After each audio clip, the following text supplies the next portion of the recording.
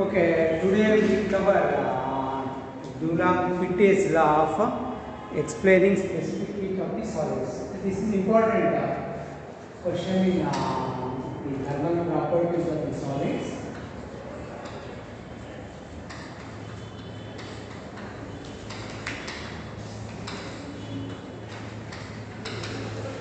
In that we are dealing with the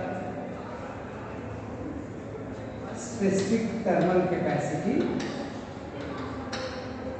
specific heat directly, you can write our thermal capacity as it goes in the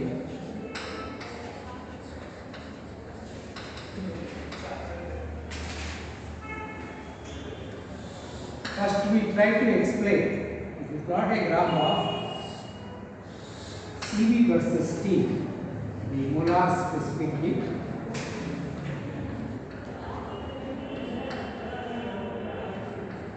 versus temperature for any solid, I define what is molar specific heat. The curve will be this kind. This is the experimental curve.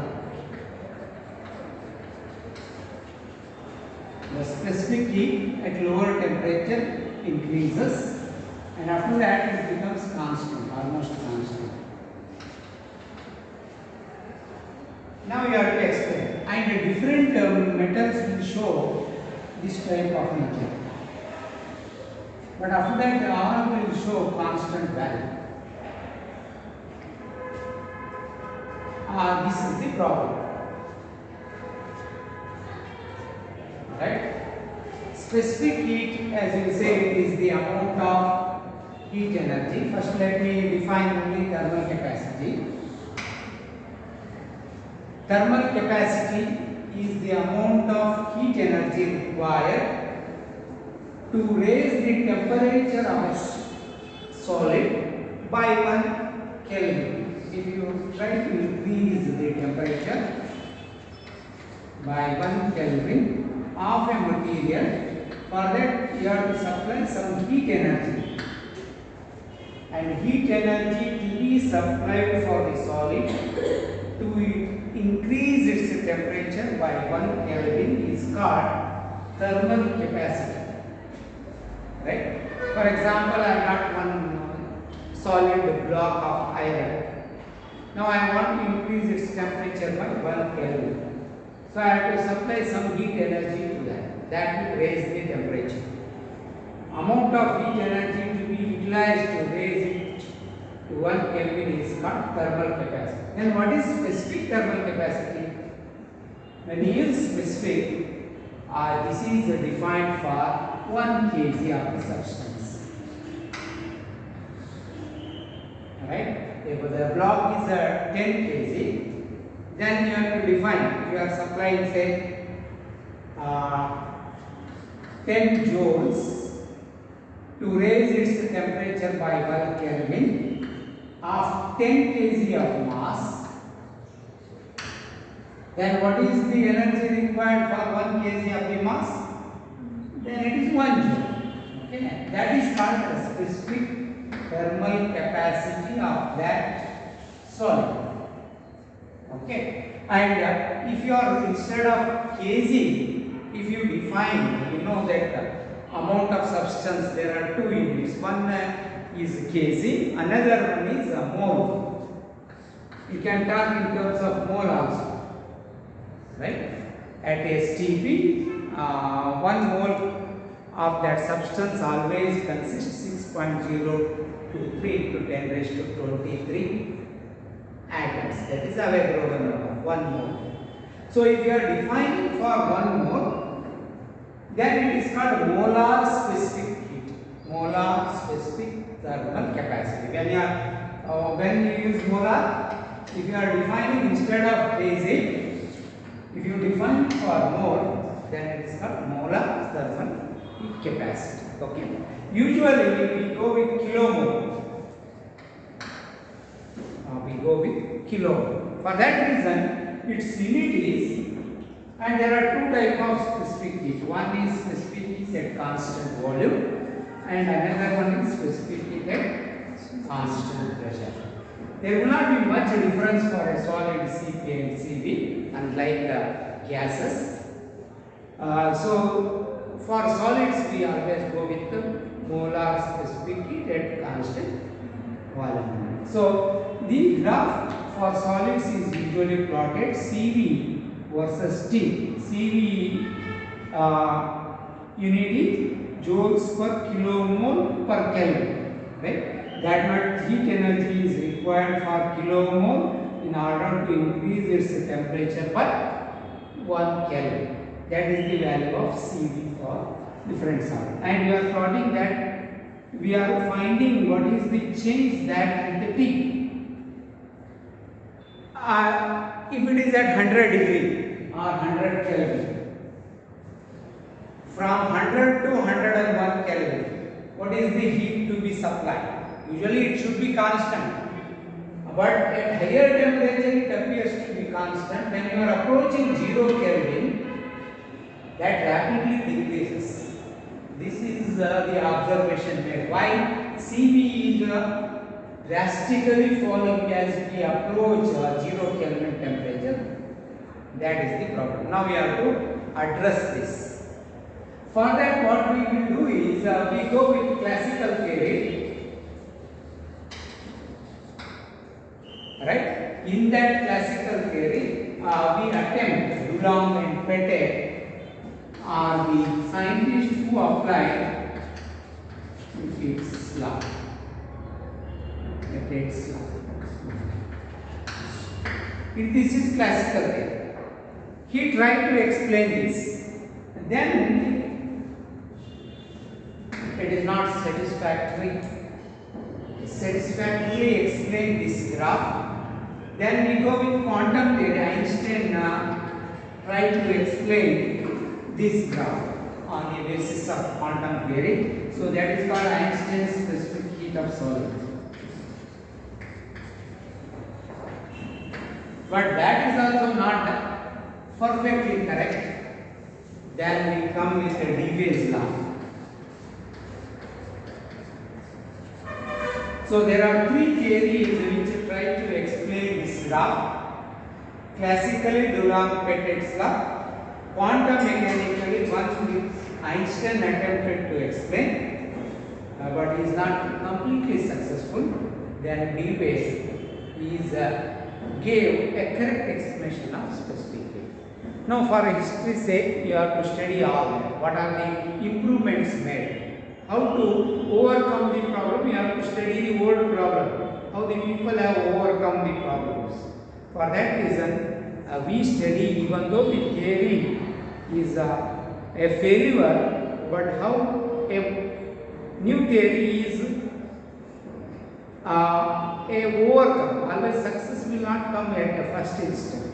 You have to learn from the failures, then you are able to achieve the success. So this theory slightly, they take some parts of this, they discard what are the around things that are there in the world.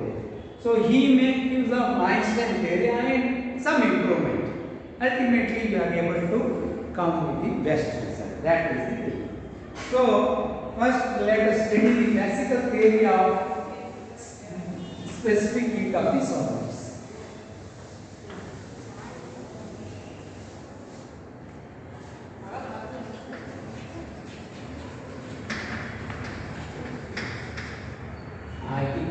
The word I use is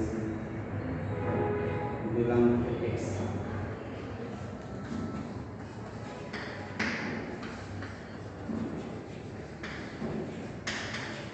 This is asked for 7 marks or 8 marks. Sometimes there is another question clubbed with that for the 15 marks question. Okay. He assumes every theory is based on certain assumptions. For example, even if you take Bohr's theory of atom, it says it goes with there is only one electron revolving around the nucleus. The electrostatic force binds the electron to the atom. So, and he assumes quantum condition, frequency condition. So every theory has got certain advantages. Similarly, in Dulong-Petrit's classical theory, the assumptions he made is, in a solid, if you come with this,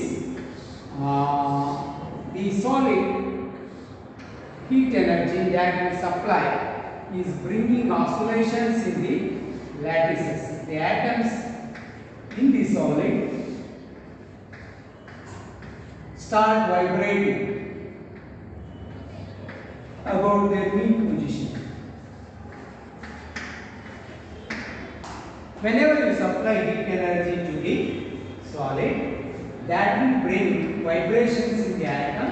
The atoms vibrate about their mean position, and that will bring all the atom in the lattice starts vibrating, and there will be lattice vibrations, and they vibrate periodically. Okay, periodical means repeated motions. So there are, what is the first? This is atomic oscillations. Atomic oscillations will bring the change in the energy, or whatever the heat energy you give to the solid, that will bring the atomic oscillations. The first one. So atomic oscillations are lattice vibration. And number 2, all atoms are vibrating with the same frequency. Vibrations are of same frequency.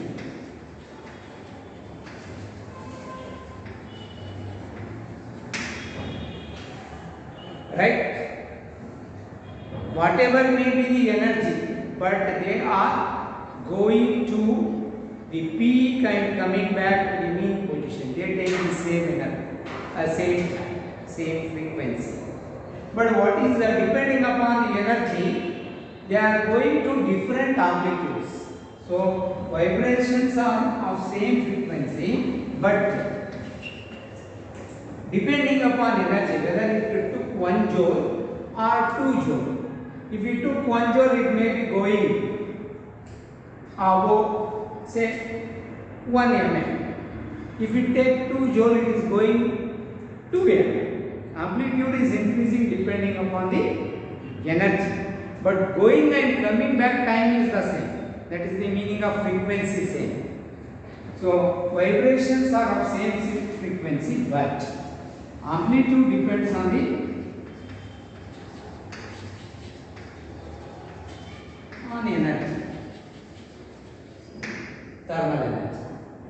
So depending upon, say, one as going and coming from this, the other is going and coming from this, but time taken is the same, the frequency is the same, but depending upon energy they are of different amplitudes. Okay, this is the third is important point. The atomic the atoms can take any amount of energy from 0 to infinity. They can take 1 joule, 1.1 joule, 1.2 joule, 1.3 joule, 1.4. They can go from 0. They can take from 0 to infinity.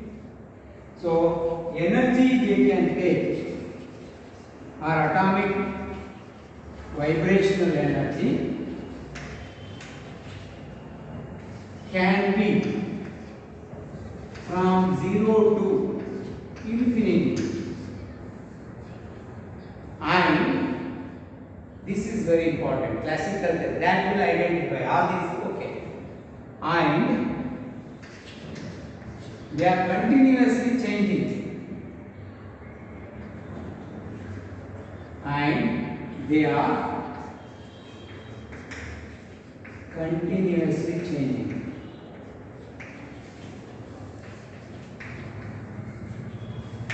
This is the major difference. That makes it a classical theory.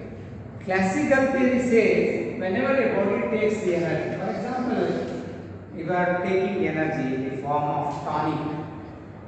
Tonic means continuous, right? It's going like a flow. But if you take the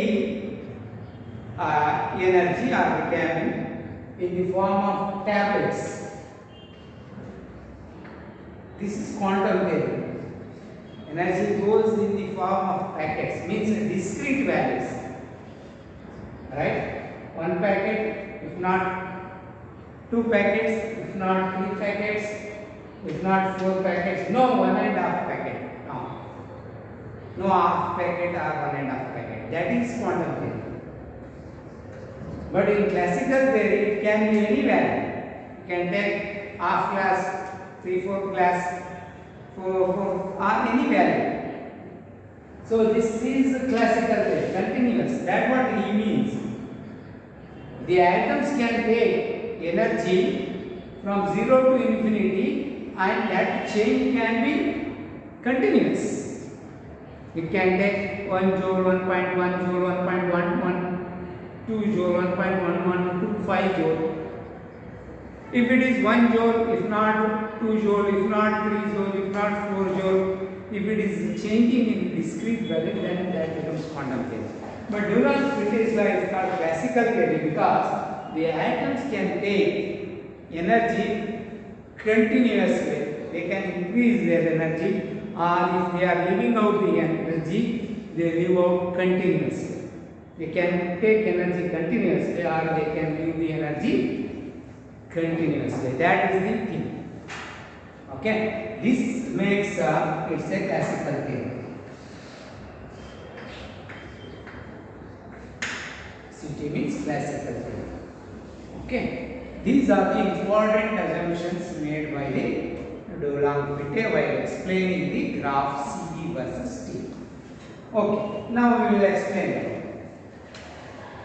And the total energy, fourth one, you take the same thing in the other theories also, only the objection is here. And total energy, if you write the total energy, that is equal to the average energy of one atom into the number of atoms existing in that mode. N is Avogadro number. How many are there? And what is the energy taken by one atom? That is the average energy. So if you get average energy, multiply with the number of atoms, then you get the total energy. Okay? And that the total energy equal to U, you write total energy is U. And if you differentiate that with U with dV, you will get the specific U. Because we have already taken for a mole, when you take N, it is for one mole. Then you get the specific heat. So what you have to do now? You have to get expression for average energy. Then that you multiply with N, you get the total energy. Differentiate that with the T, you get the specific thermal capacity of the material for a mole. So now you have to do this. All is there in the other theories also. What is there is not there is the problem is with this. Later define what is the problem in this theory. Okay. But now we will follow Dulong-Petty, and he said his theory based on these assumptions, and the atoms are periodically changing, and when the atom is going and coming back, why it is coming back? Because there is a restoring force. So we write the restoring force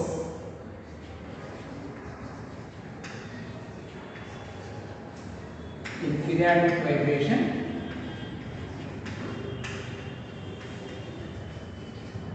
F, the left proportional to x minus x, because it is always pulling back. If it is going away, it will pull back to the center.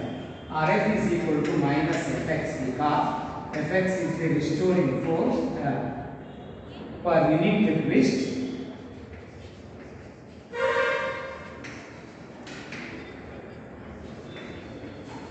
Unit displacement.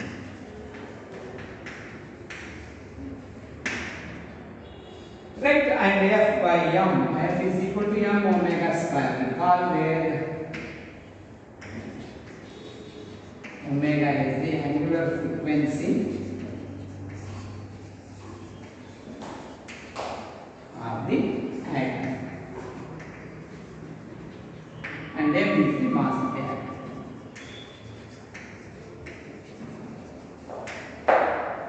Right? We can call this as 1, this as 2. The restoring force is given by per unit twist is given by m into omega square. And this m is equal to F is equal to, okay, ma, right? And this a you can write m into this x by dt square. Acceleration, rate of change. Okay, this is equal to minus this is the minus fx minus m omega square x dou square x upon dt square. Right? M get cancels plus omega square x is equal to 0.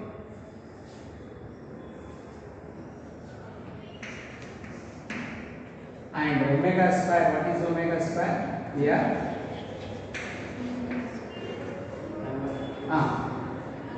F by m. And if you write for omega, square root of this is angular frequency. If you write with linear frequency, this becomes 2 pi nu, where nu is the linear frequency. This is equal to square root of f by m, and nu is equal to 1 divided by 2 pi square root of f by m. This is the expression for a linear frequency.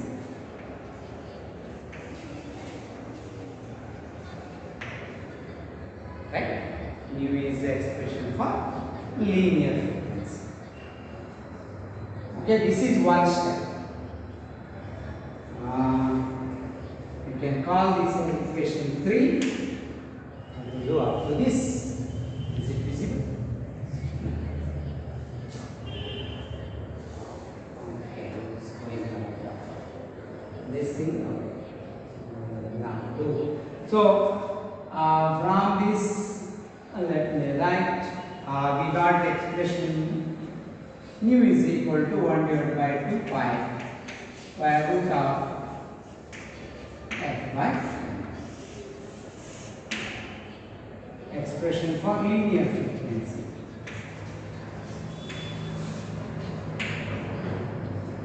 Right? This is giving rise to this expression. Okay. We are done after this. Alright. Next, we write our expression for total energy. Okay.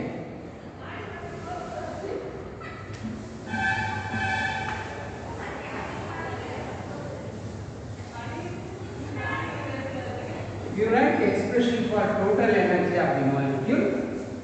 We write potential energy plus kinetic energy. Total energy of the atom or molecule is potential plus kinetic. Okay, and this is a kinetic we write if it is for half mv square. Right? We go with v is the velocity. The frequency, v is the velocity. This is if you write in terms of the momentum, p square divided by 2m. Okay, this is for kinetic energy. Right? What is p is linear momentum, mass into velocity. Mass into velocity. Right? P square means m square v square. Right? If I divide p square divided by m, then this is also becomes m square v square by m. Right? If I divide here by half, here also half, then it becomes half mv square. This is kinetic energy. So kinetic energy can be written as P square divided by 2m. And potential energy we can write, right? Total change from F into dx, force into dx, right? And against the force we have to do. Potential means it is the work done. Potential energy is nothing but it is the work done against the force. Okay. The atom is sat there in the atmosphere of surrounding atoms, right? We are forcibly bringing, because what happens in a lattice, usually in a solid or in a metal, they are positively charged because they will give out their electrons. So usually what happens in a solid, you will find in the lattice all positive ions, because actually they are atoms, but outer the valency electrons of the atom freely moving, they come out of this atom. When they come out of this atom, it becomes positively charged, and this is also positive charge. Say if it is not there, then you have to bring an atom here, means you have to do work in this positive ion atmosphere. Means it is in the excited state. I have to do some work to keep it there, and that is called potential energy. Potential energy comes because of its position. So there is a spring on, it is here. Okay. Now I will take to certain height. I does some work, and that work is stored as potential energy. Okay. That work comes because you have done some work against the force of gravity. Actually gravity is pulling down, but I am taking opposite to that. Similarly, the potential energy is always energy is work done into force into displacement gives the work done. Okay, this is P square by 2m plus, if you substitute for F is equal to I wrote here, F is equal to m omega square dx, and if you do this, okay, because F is force per unit displacement is m omega square. Why negative? Doing work against the force. So when you integrate this, this becomes P square by 2m, right? Plus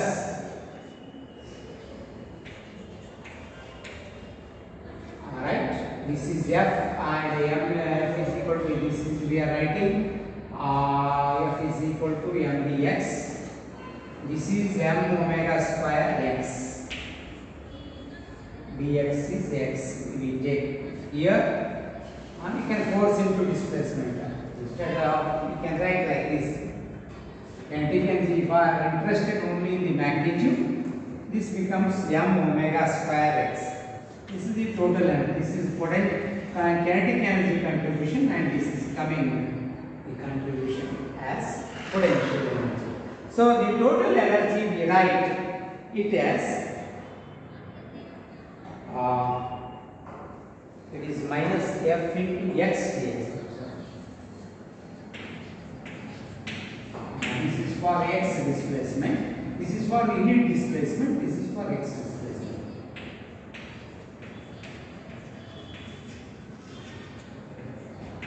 F for unit displacement. And you have displacing by x, then you have to write. Okay. Then it is going to be m omega square.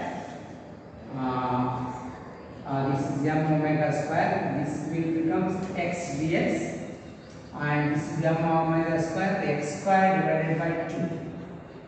Am I right? So m omega square x square divided by 2. Negative sign here shows, you can write negative sign shows work done against the force. That is the only meaning of this. That will not change the quantity of the value. The negative sign shows we did the work against the force. So this is the second step we have to mark.